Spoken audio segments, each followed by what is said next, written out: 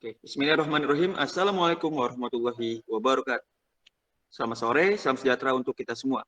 Kami dari kelompok 24 di sini kami akan mempresentasikan mengenai potensi energi air, arus laut, dan hidrogen. Adapun anggota kelompok kami terdiri dari Ahmad Rafi Apriliawan, Andi Herianto, Isra Refula Hanif, M. Zaki Romadiansa, dan Andan Renova. Oke, yang pertama saya akan menjelaskan tentang potensi energi air di Indonesia.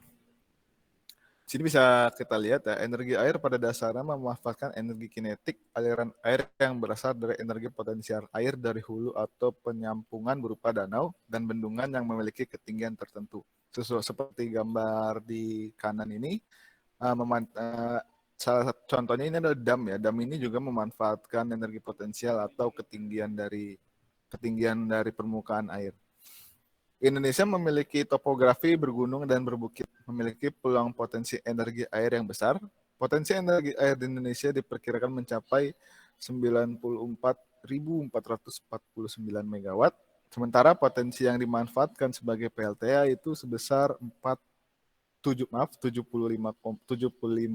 megawatt, dan untuk PLTM dan PLTMH mencapai 19.000 megawatt.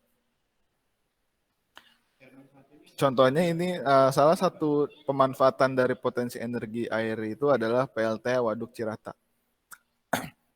PLTA Cirata ini merupakan PLTA terbesar di Asia Tenggara.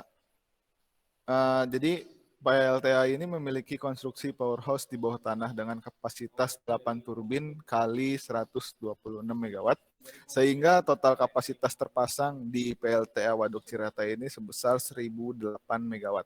Dengan produksi energi listrik rata-rata 1,429 gigawatt hour per tahun. Per tahun yang disalurkan melalui jaringan transmisi tegangan ekstra tinggi atau SUTET 500 kV ke sistem interkoneksi Jawa, Madura, Bali atau Jamali. Nah, energi didapat dari bendungan Cirata dengan volume 2.163 meter kubik. Unit pengembangan Cirata merupakan PLTA terbesar di Asia Tenggara.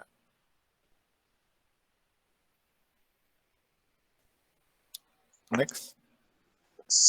Yaitu lalu di sini ada di provinsi Papua yaitu PLTA Baliem di Lembah Baliem itu memiliki daya tampung 200 juta meter kubik yang bisa membangkitkan listrik sebesar 50 megawatt.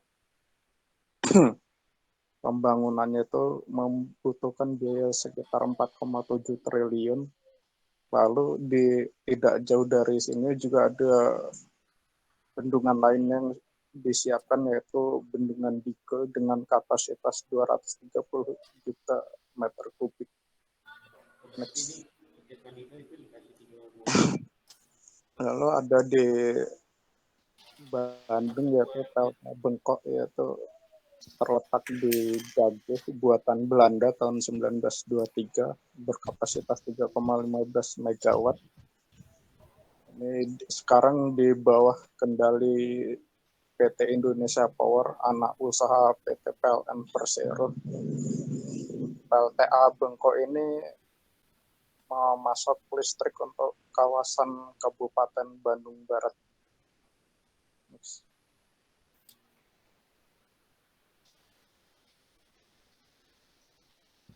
Oke, baik. Bendungan Jenelanta, Kabupaten Goa. Bendungan Jenelanta terletak di Kecamatan Mamuju, Kabupaten Goa. Memiliki volume 224,72 juta meter kubik. Bendungan ini dirancang untuk mengairi lahan irigasi seluas 23.240 hektar, mereduksi banjir hingga 475 meter kubik per detik. Sumber air baku 3,12 meter kubik per detik dan potensi menghasilkan listrik 10,9 megawatt. Selain itu, juga terdapat sumber irigasi 23.000 hektar sebagai pasokan air baku dengan angka 3,12 meter kubik per detik. konservasi sumber daya air, dan pengembangan pariwisata perikanan air tawar. Jadi, Bendungan Jenelanta di Kabupaten Goa ini tidak hanya dimanfaatkan sebagai pembangkit listrik saja, melainkan sebagai tempat untuk irigasi sawah dan juga tempat bendungan untuk mereduksi banjir gitu. Nah, next slide. Potensi energi arus laut di Indonesia. Indonesia merupakan negara yang memiliki banyak pulau gitu, yang mana pulau-pulau tersebut terdapat laut gitu di dalamnya. Jadi 2/3 Indonesia itu laut isinya. Jadi energi laut itu terdiri dari energi pasang arus laut, terus ada arus laut juga, terus juga ada gelombang, terus ada panas termal dari laut itu sendiri. Energi arus laut didefinisikan sebagai energi yang dihasilkan dari konversi gaya kinetik, gaya potensial, serta perbedaan suhu air laut menghasilkan energi listrik.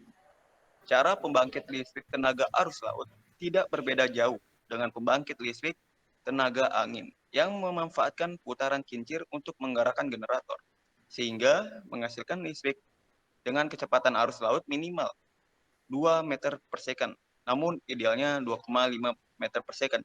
Jadi arus laut ini turbinnya itu hampir mirip gitu dengan turbin PLTB, yang mana turbinnya itu terdiri dari turbin horizontal dan turbin vertikal.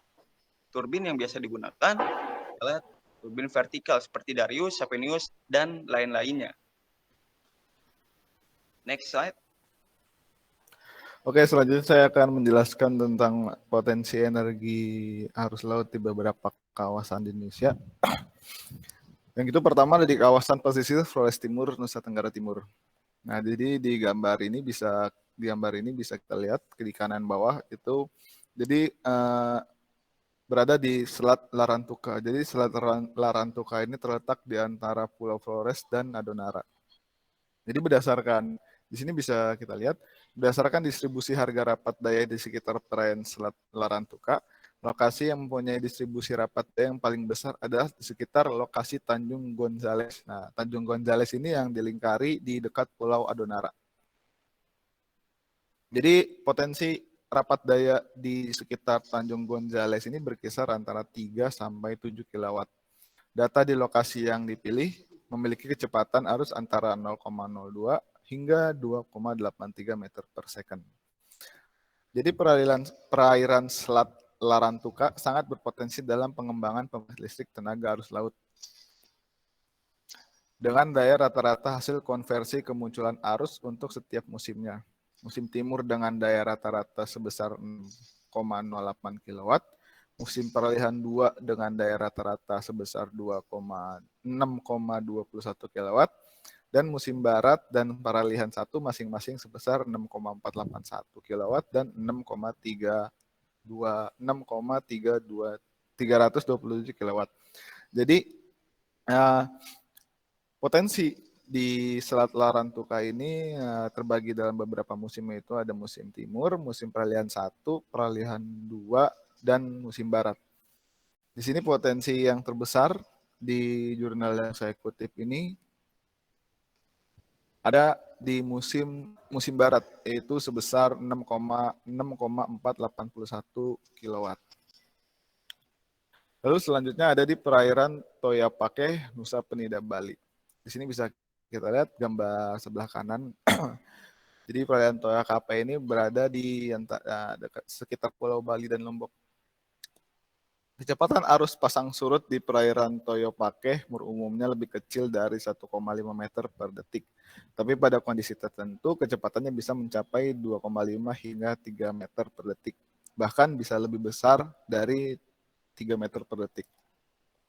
Di sini disebutkan kecepatan arus maksimum umumnya terjadi pada kondisi air pasang purnama dengan arah relatif ke utara. Nah, jadi seperti peta yang ada di kanan ya, di situ ada pengukur kedalaman. Di sini ada titik biru, lokasi pengukuran di situ ya. Jadi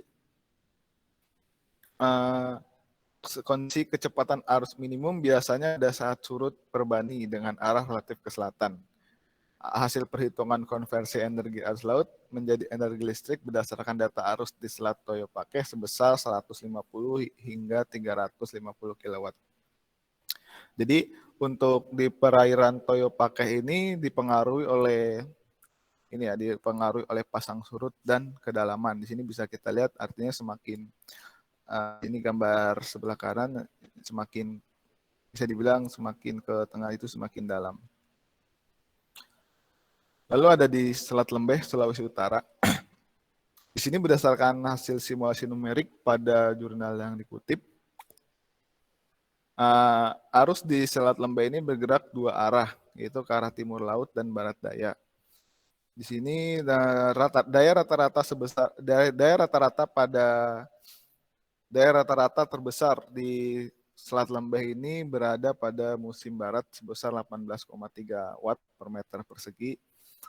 Lalu total daya terbesar selama satu musim terdapat pada musim barat sebesar 120,02 kW meter persegi. Jadi setiap luasan per meter persegi selama satu musim, yaitu musim barat, dapat dihasilkan nilai rapat daya sebesar 120,02 kW.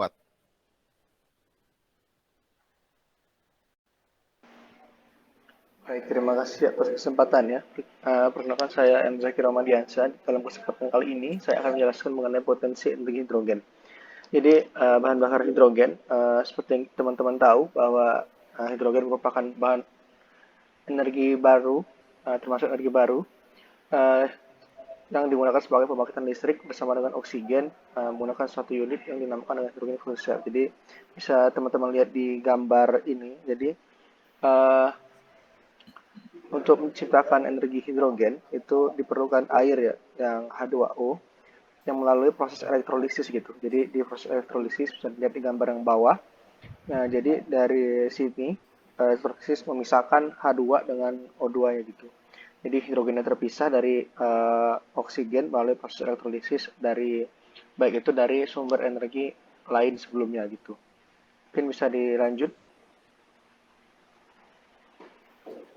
Nah, jadi untuk di Indonesia sendiri pada saat ini ada inisiator dari potensi energi hidrogen itu ada dari PT HDF Energi di Pulau Sumba. Jadi mereka mengembangkan hybrid green hydrogen dengan pembangkit dari PLTS dan PLTB sebagai sumber awal untuk melakukan elektrolisis pada airnya gitu untuk mendapat energi hidrogen. Adapun kapasitas pembangkitan listriknya sebesar 7 sampai 8 megawatt pada siang hari dari PLTS dan 1 sampai 2 megawatt pada malam hari dari tempat penyimpanan hidrogen. Jadi sebenarnya dari hidrogen ini tergantung sumbernya ya teman-teman ya. Ada yang dari sumber dari PLTS, ada yang dari PLTB gitu. Tapi dalam kasus ini di Pulau Sumba ini menggunakan hybrid keduanya seperti itu. Jadi untuk melakukan elektrolisis itu butuh sumber energi luar dari lain. Bisa dilanjut, Bang? Nah, baik untuk teknologinya sendiri yang itu tadi menggunakan PLTS dan PLTB, terus melakukan elektrolisis sehingga terdapat energi hidrogen. Kenapa ini lebih baik gitu ya? Kan seperti kita tahu energi dari PLTS dan dari PLTB itu tidak stabil gitu ya, nggak bisa dipakai di semua waktu gitu. Jadi dalam adanya hidrogen ini sebagai tempat penyimpanan energi gitu ya, salah satu konversi energi, jadi bisa dipakai di semua waktu gitu. Bisa dilihat di grafik sebelah kanan itu untuk power generation dari PLTS dan PLTB-nya gitu. Terus kenapa pengembangan energi hidrogen ini ada di wilayah Indonesia Timur gitu ya, di Pulau Sumba, itu karena mereka memiliki iradiasi untuk PLTS dan potensi sumber angin yang baik gitu ya, dan mereka dapat bersaing secara ekonomi di Indonesia bagian timur gitu. Karena kalau ditaruh di bagian barat, mereka bisa dibilang kalah saing gitu, kalah murah dengan perusahaan yang lain gitu. Nah, seperti itu ya. Kenapa juga mereka tidak menggunakan PLTS dan PLTB langsung? Mungkin salah satu faktornya itu tadi seperti saya bilang, tidak bisa dipakai di semua waktu dan hasil listrik dari hidrogen pun juga kualitasnya lebih baik teman-teman dari penggunaan langsung seperti itu. Mungkin saya kembali lagi ke MC kita.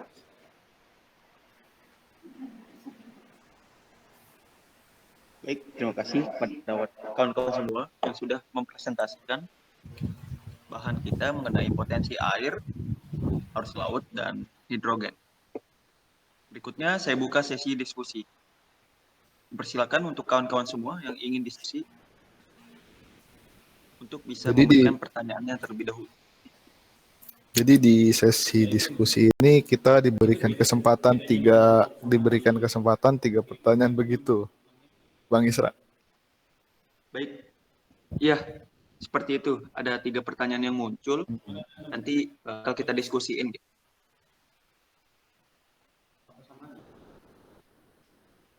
Ya, untuk mengawali mungkin saya dulu ya yang membuka pertanyaan ya. Ya, kita ketahui nih potensi mengenai arus laut, terus juga tentang gelombang laut,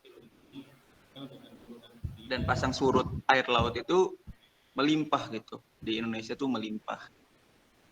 Nah, untuk mencapai atau untuk memanfaatkan semua itu butuhnya teknologi yang tepat guna dan canggih gitu. Nah, untuk mencapai hal itu pasti membutuhkan biaya yang lumayan mahal gitu.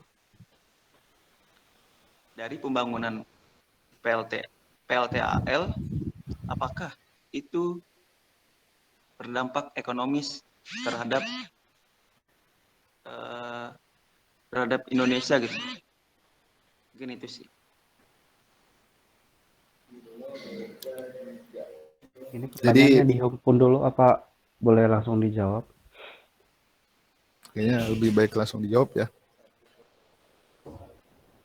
Baik, silakan kawan-kawan. Baik, izin menjawab. Terkait dengan ekonomis dari pembangunan dari PLTAL ya. Maksudnya tenaga air laut gitu ya. Menurut saya kalau misalkan adanya pembangunan itu efektif dan perhitungannya sesuai tepat akurat sehingga tidak ada rugi-rugi, itu bakal bisa jadi ekonomis. Dan jika dapat menjadi suatu alternatif pembangkit teknologi, maka tidak mengapa. Ya, bakal lebih baik daripada pembangkit tenaga yang lain, karena kan sumber arus laut ini kan dipastikan dia itu konsisten dan berkelanjutan. Sekian dari saya, terima kasih.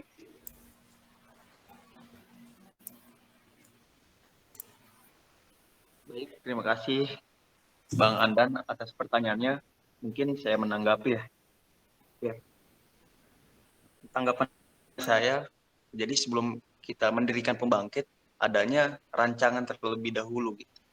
Jadi di situ kita ada namanya perhitungan secara ekonominya gitu, ekonomi tekniknya gitu. Jadi sebelum kita membangun suatu pembangkit, ada perhitungan yang kompleks di sana. Ya benar, yang tadi disampaikan Bang Andan itu benar, saya setuju dan saya juga sepakat. Mungkin saya buka lagi pertanyaan untuk kawan-kawan semua yang ingin bertanya, dipersilakan. Baik, silakan kepada Andre Herianto. Mau nanya dong, tantangan sama hambatan pengembangan energi arus laut tuh apa aja ya?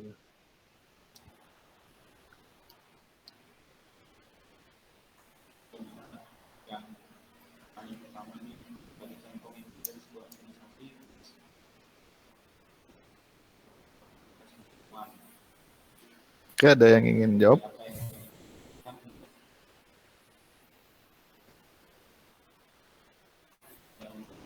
Boleh Oke. saya lagi? Oh, boleh.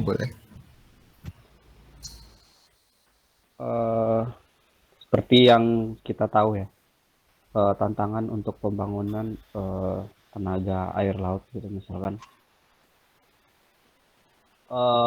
Tantangannya yang pertama yang pasti teknologi atau ilmu pengetahuan. Karena SDA di Indonesia kan SDM di Indonesia kan lumayan bagus, cuman adanya kekurangan yang spesialis gitu kan istilahnya kalau misalkan untuk dari pembangunan yang energi baru gini. Lalu kemudian ya kita tahu sendiri kalau misalkan kita tidak susah dalam teknologi itu dipastikan kita memakai jasa orang luar kan, dan ya membutuhkan banyak biaya. Kemungkinan hambatannya itu sih dari segi pembangunan,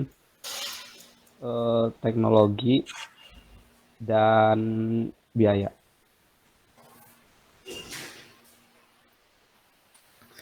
Oke. Sebelumnya izin bahkan ya dari apa yang disebutkan Bang Andan tadi. Jadi sebenarnya hampir sama kan hambatan dan tantangan. Hambatan di pengembangan energi arus laut itu kan masih terbatas potensi ya. Maksudnya selama ini kan baru potensi-potensi. Mungkin kalau menurut saya hambatannya itu benar tadi mungkin dari segi pendanaan. Kayak worth it nggak nih dikembangkan pembangkit listrik tenaga arus laut di sini. Sementara tadi kan sementara PLTAL arus laut itu tadi yang sudah dipresentasikan kan ada pengaruh oleh musim ya, artinya kan walaupun dia stabil tapi intermittent terhadap musim. Bahkan yang namanya laut itu ya tadi kan ada pasang ada surut, artinya tuh dipengaruhi oleh pergerakan bulan dan matahari mungkin ya kan. Itu dari salah satu tantangan dan hambatan tadi yang pergerakan matahari. Jadi sehingga untuk pengembangan arus laut ini harus benar-benar artinya tuh dalam gitu kan, mateng banget. Jadi ketika kita naruh di situ, tok di situ, artinya tuh harus benar-benar dari segala aspek bahkan ya mungkin. Kenapa segala aspek? Jadi selain ekonomi ya kan, terus morfologi bawah laut, geologi bawah laut gitu kan, arus lautnya juga, bahkan mungkin astronominya juga ini diikut sertakan karena mempengaruhi pasang surut. Mungkin itu ya dari tantangan dan hambatan Mas Andri.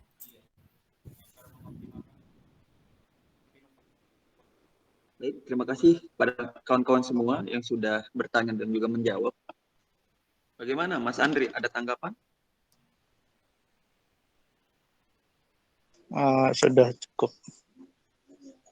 Oke, baik. Mungkin saya nanya lagi ya paling ya tentang hidrogen nih. Nah, kita ketahui nih, hidrogen itu kan energi bersih gitu kan. Nah, macam-macam hidrogen juga kan banyak gitu. Coba boleh dijelasin nggak macam-macam hidrogen itu apa aja?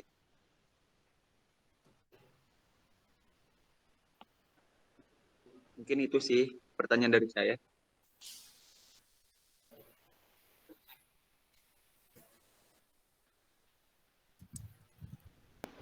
Oke, Iya benar Bang Isra. mohon maaf tadi.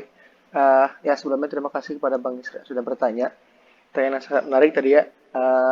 Jenis-jenis hidrogen tadi pertanyaannya Bang ya.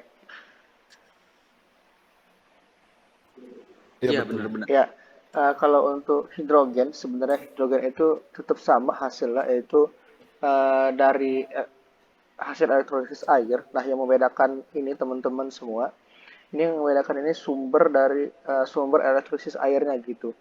Jadi seperti yang tadi ya, tadi contohnya tadi di Pulau Sumba tadi itu green hydrogen karena menggunakan PLTS dan PLTB gitu. Sedangkan kalau menggunakan PLTS saja itu bisa disebut dari berbagai referensi itu disebut sebagai hidrogen kuning seperti itu. Sebenarnya masih banyak lagi. Jadi yang membedakan itu sumber energi untuk elektrolisis airnya gitu. Ada lagi contohnya itu hidrogen abu, hidrogen pink atau merah yang menggunakan energi nuklir untuk elektrolisis airnya seperti itu ya.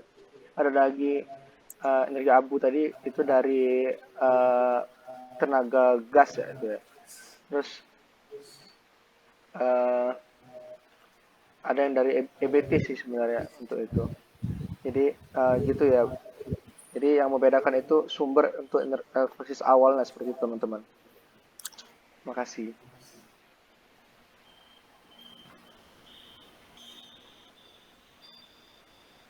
Saya kembali lagi ke MC ya. Baik, terima kasih Saudara Romo yang sudah menjawab. Ya, mungkin kita akhiri sesi diskusi pada kali ini. Kurang lebihnya saya mohon maaf. Apabila ada kesalahan kata, mohon dimaafkan. Kurang lebihnya, wassalamualaikum warahmatullahi wabarakatuh. Selamat malam. Selamat sore. Waalaikumsalam Sore warahmatullahi wabarakatuh. semuanya.